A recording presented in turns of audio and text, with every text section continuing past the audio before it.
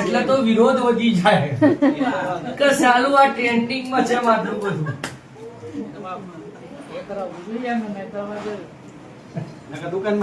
આપણે નહીં ચાલતા ના ચમચાલ પણ ચલાવવા વાળી હું ચેહર છું, પણ નીતિ ધર્મ હોય તો કશું નહીં થાય. અને બાપ દીકરાનો ન્યાય કોકને જમાડવાની હેર હોય તો વધુ નહીં.